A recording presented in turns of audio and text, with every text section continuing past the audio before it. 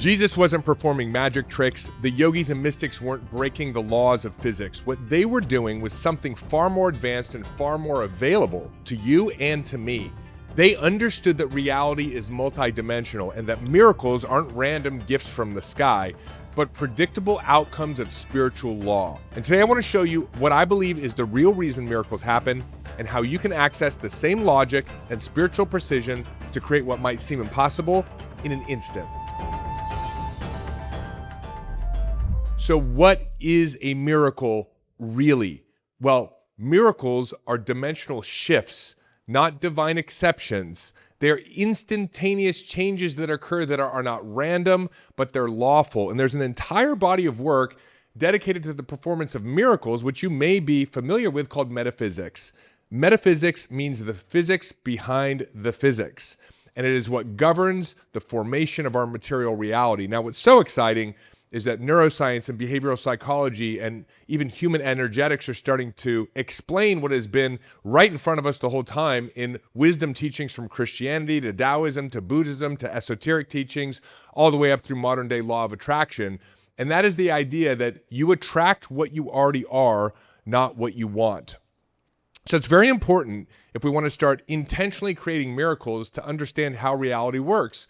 And we live in a multi-dimensional reality. In fact, I recently did an episode on how you live in many, many, many dimensions. This, I believe, is what Christ was referring to when he said, "My Father has many rooms in his mansion, and there is a place for you. You get to decide which room you stay in." And the idea is that in any moment, you're making decisions about life, decisions about your relationship, decisions about your health, decisions about your finances, decisions about yourself, decisions about time or your business or your career. And I want you to imagine sitting in the center of an infinite number of portals or doorways around you. And the doorways that are open that allow you to look through and perceive your reality are the doorways that you decide your life will be. In other words, what it is that you believe. If you believe that money is scarce, that's the doorway that you're looking through, the portal that becomes your real lived experience. If you believe that you can't trust people, that's exactly what you experience. If you believe you're not good enough or you don't matter, well, then that becomes your reality too. It's like Confucius said, the man who thinks he can and the man who thinks he can't are both right. But Romans tells us that you don't have to be conformed to this reality. You can change your reality by changing your mind. So I want you to think for a moment about a time where something shifted in your life so fast it felt like a miracle. If you're joining me on YouTube, you can add it into the comments below, because we've all experienced that when we make a new decision, when we shift a belief, when we decide that life will no longer be a particular way for us, life changes. There is a corresponding relationship between what we've decided or what we believe or the story we tell about life and the way life is. For many, many, many years, I lived in a life that was filled with desperation, with suffering, with financial insecurity, because I had decided that life needed to be hard. And if I wanted to be successful, I had to work hard in order to create success. And so that became my reality. I had multiple failed businesses, 2 homes in foreclosure, not a lot of money in my bank account, a tremendous amount on credit card debt. And that's when I started getting into this work. And if you know my story, I actually got into personal growth through the 12 steps of Alcoholics Anonymous. And the beautiful thing about the steps is that it allows you to start taking responsibility for your life. In the steps, you start looking at character defects. What are the things inside of me that are creating difficulty in my life, whether it's jealousy or indecision or fear or resentments, and to really work through those character defects and to start surrendering them and letting them go to a power greater than myself. And as I did that, my life began to change. I started creating more financial prosperity in my life. I started having more valued and intimate friendships. I overcame a 10-year period of time where I wasn't in a committed and serious relationship. And within 2 weeks of shifting my beliefs around relationships, I met my now wife. So everything began to change, and that sparked a curiosity in me, and that's how I got into personal growth. First reading a book on Buddhism called Awakening the Buddha Within by Lama Surya Das, and then a book on Christianity called Kingdom Principles by Miles Monroe. And all these books came to me in a series of synchronicities that were responses to a question, a desire, a praying that I had to really know more about how all of this actually worked. And then eventually I found a little book called Think and Grow Rich by Napoleon Hill, and that really took me down the rabbit hole. But the point here is that miracles are not random coincidences or synchronicities. They're actually incredibly architected. And there's a formula for creating miracles in your life. And I'm going to elaborate on that formula throughout the rest of this episode. But the formula is pretty simple. Number one, you decide that what you desire is done. You decide. Number two, you start to live in that future experience or that future version of yourself. Neville Goddard says you feel the outcome or live in the wish fulfilled. And number three is you start living from the end. And so I'm going to break down each of these pieces for you to support you in making new decisions, living as if it's already happening, and creating an identity shift. So you're living backwards from the outcome and you can start being your future self now. Now, I break this down in a multitude of episodes on this show, but wanted to put them all together into this structure or system for you in this episode.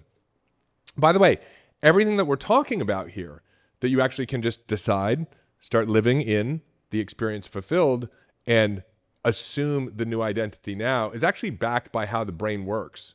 So the brain doesn't distinguish between reality and what's actually imagined. And so as you're willing to make new decisions about how your life will be, for example, that you are healthy, vibrant, and alive, that you have extraordinary relationships with incredible people doing amazing things in the world, that you matter, and that soon, you don't know how, you don't know when, but a real significant clarity around your purpose and the mechanism by which you can achieve it in the world will occur for you. All of these are decisions about life. And as you hear me share these things, you may notice they're the opposite of most of the decisions that we make.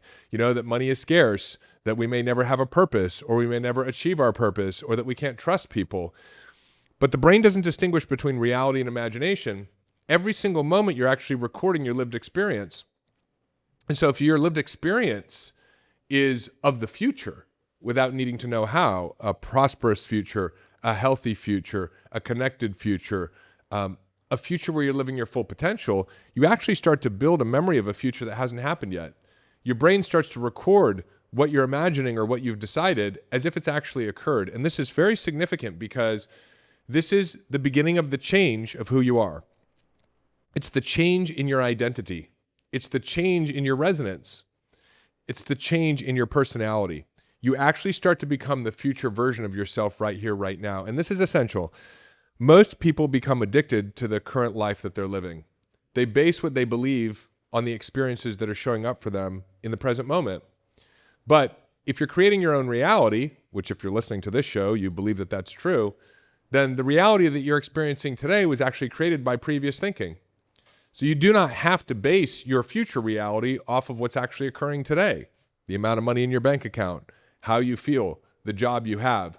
You can just start deciding, and this is step one, deciding for a different future.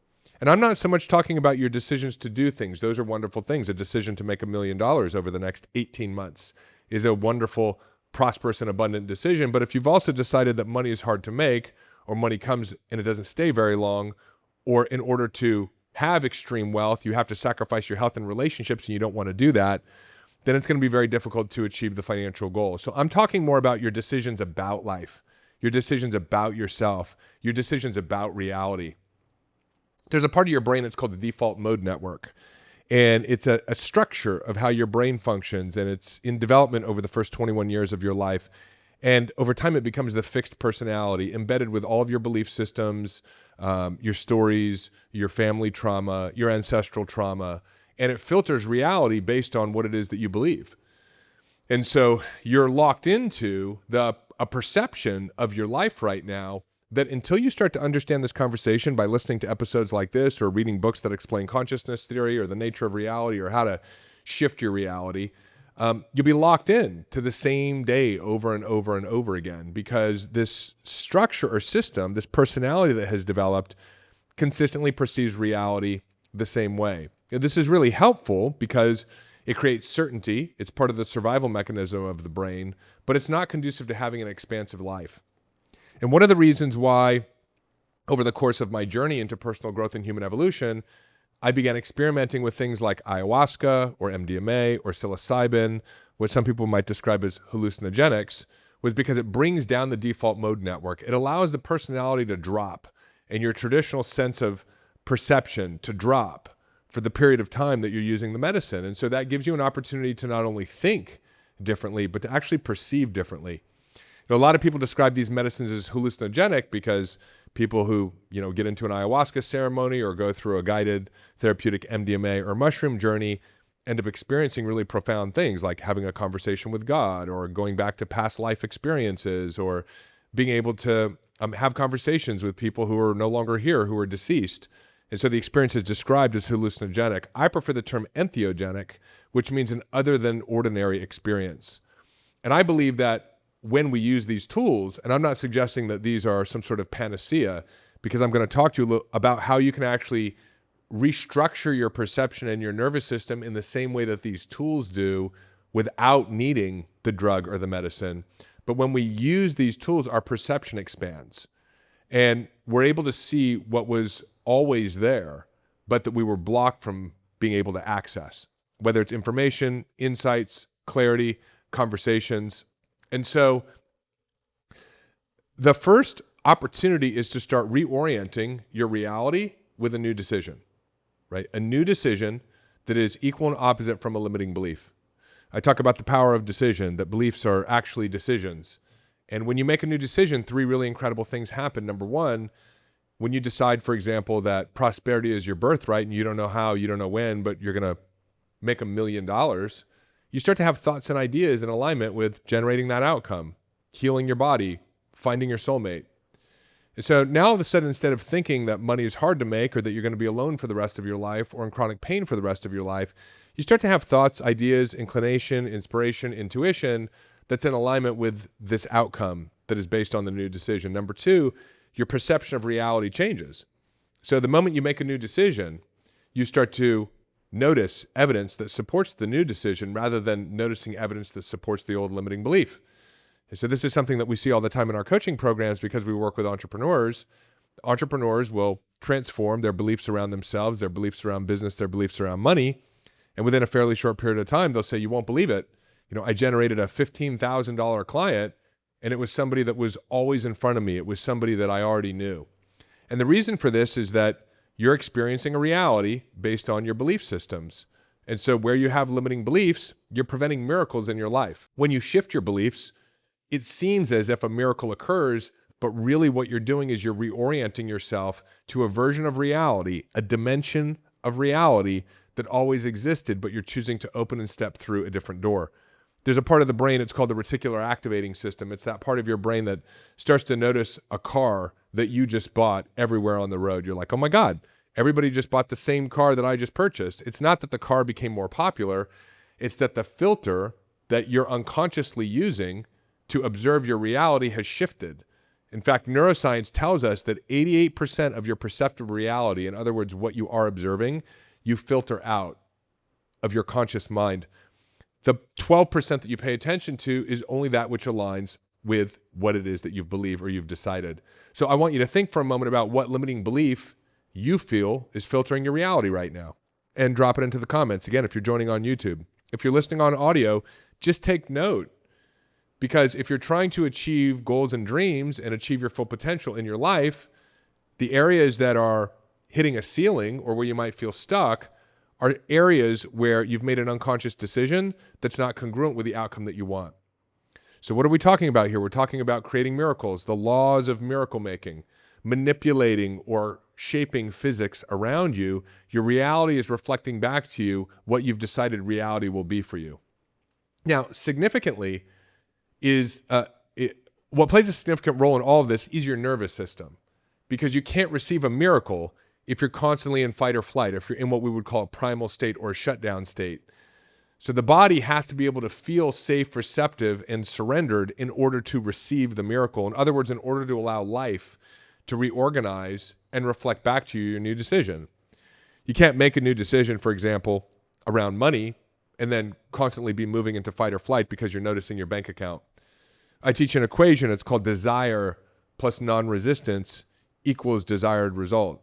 And what this equation is essentially saying is that any miracle that you want to perform or shift you want to perform in your life or desire you have can be accomplished through one thing and one thing only, which is non-resistance.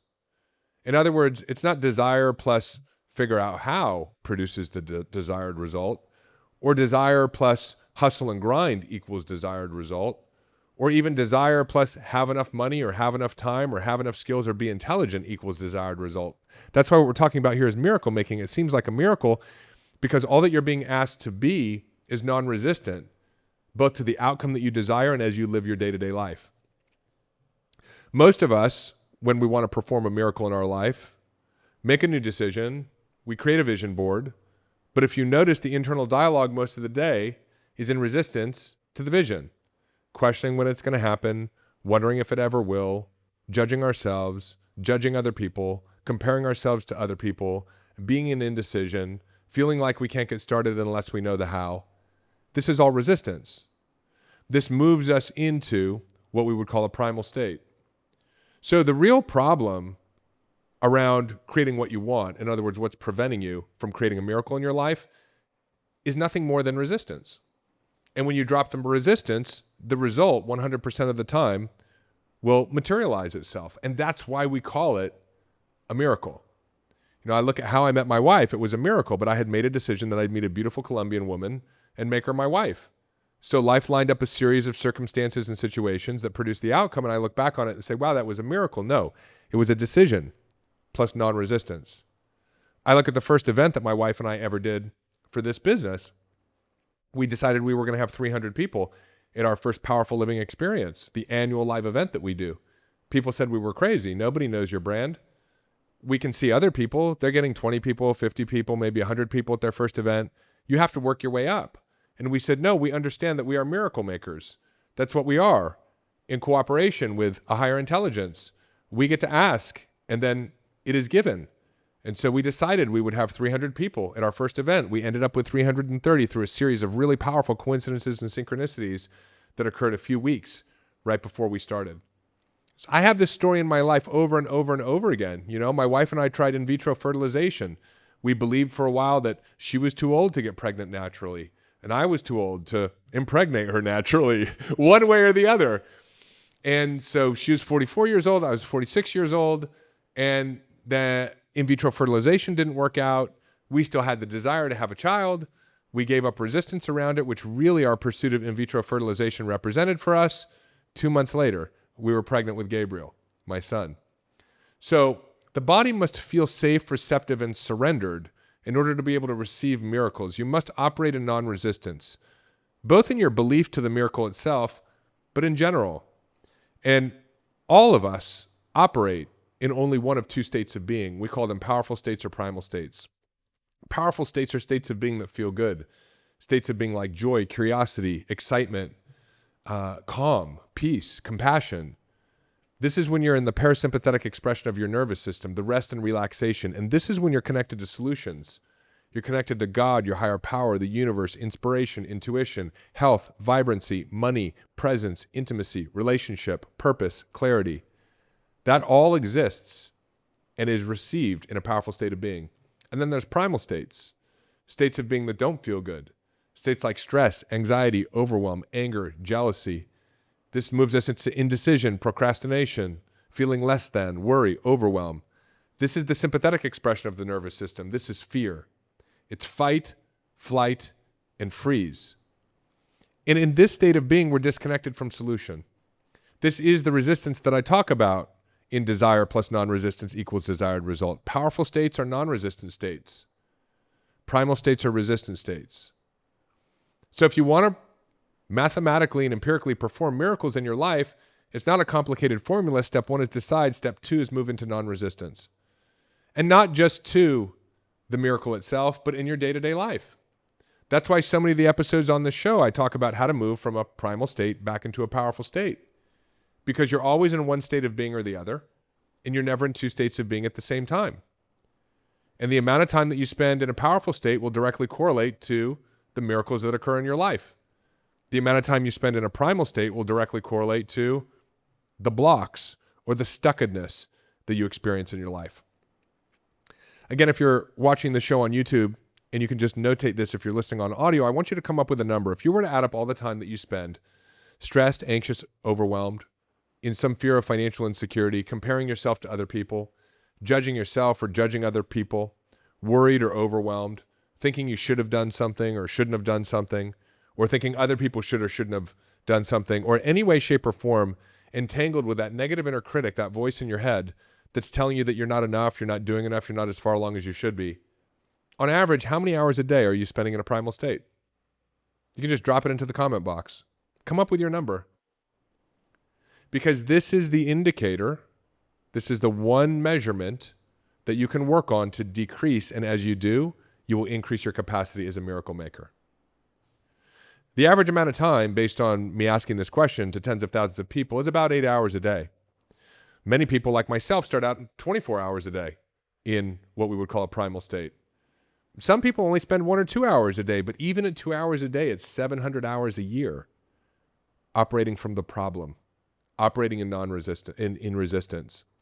So again, it's important. The body must feel safe. It must feel receptive. It must feel surrendered. And there's a lot of great tools out there, from toning your vagus nerve, right, which is the big nerve that runs through the center of your body, through your chest, that actually is, you can think of it as the switch that determines whether you're in a primal or powerful state. And you can tone this nerve through things like cold plunging or breath work or humming or chanting. There's somatic release to release the tension that's accumulated in your body that's moving you into a primal state, like shaking or emotional expression. There are affirmations. You could work at a psychological and emotional level to shift your beliefs, doing affirmations that resonate with your nervous system truth, or beliefs work, like a lot of the work that we talk about on this show, or prayer, or learning, getting into heart-centered surrender practices, right? Again, miracles aren't something you force. They're something you receive once your emotional state of being and your field are coherent. And so I'm curious, because I want to learn from you as well. Are you using any of these tools? Are there some tools that you're using to regulate your nervous system and be in a receptive mode, to be in non-resistance? Because that's the second part of this formula for creating miracles. The third piece is living as the outcome fulfilled, like living as the person who receives the miracle, right? Because when you're living that way, you don't chase it. You're living as if it's already done, and then the miracle arrives to meet you. And so how do you do this? Well, number one, you have to understand how reality works, and that you have been given an ability to simply decide and to then down-regulate your nervous system and then observe the shift as it starts to occur. Like, if you don't get that this is the way that reality works, of course you're going to be operating from a primal state, confused, frustrated, wondering why your life isn't changing, living as the same reality day in and day out. I have referenced before the great movie Groundhog Day with Bill Murray, a comedic classic. And, you know, in that movie, Bill Murray is living the same day over and over and over and over again. And it's a very funny movie, but it's not funny because he starts to find really creative ways to kill himself. And what most people are doing today are finding really creative ways to live a dead life, to check out through social media, drinking, drugging, pornography, living in anger, living in depression, medicating themselves, all as a result of simply not understanding how reality works. But there's an opportunity for you to ask a question, which is, what would it look like for me to live as the fulfilled version of myself today? In other words, if I know that I've already decided and I've asked, and that it's only a matter of time before through me and around me the miracle occurs and I materialize the desire that I have, how would you be living differently today? One of my good friends, Cody Jefferson, who emceed my annual event this year, has a saying that he shared with everyone, which was super powerful. He said, "This is who I am, so this is what I do." And he said, you get to define the identity that you're going to live into. In other words, if you were already healthy, who would you be? If you were already in your dream relationship, whether it's your existing relationship transformed or a new relationship that you've attracted, who would you be? If you had millions in your bank account, you living your purpose in life, and you were making a great impact and had amazing relationships, name that person. Give that future version of yourself a name. And then ask yourself, how would that person be showing up today? Because one of the fastest ways that you can create miracles is to close the gap between the person that you are today and the person who's actually received the miracle. If you start being the person who's received the miracle today, it is the fastest way for that miracle to actually materialize into your life. So, simple formula. Number one, decide. Number two, make sure you support it in non-resistance, a down-regulated nervous system. And number three, live as that future self today. And hey, if this episode opens something in you, send it to someone who's ready to live in miracle logic too. And if you want more content like this, you're following along on YouTube, hit the subscribe button, hit that bell icon so you get notifications, leave me a comment. As well, if you're listening on the audio platforms, leave me a rating or review and share this episode with somebody. I love waking up in the morning and seeing comments that someone else shared an episode and paid it forward. And last but not least, if you haven't yet, you can jump on over to davidbear.com. You can download my Mind Hack ebook for free. I've got a bunch of videos, a bunch of content, a webinar. You can check it all out to go deeper on this journey with me, because this is a do it with each other experience. I love you so much. Thank you for being with me here on this episode, and I will see you in the next episode.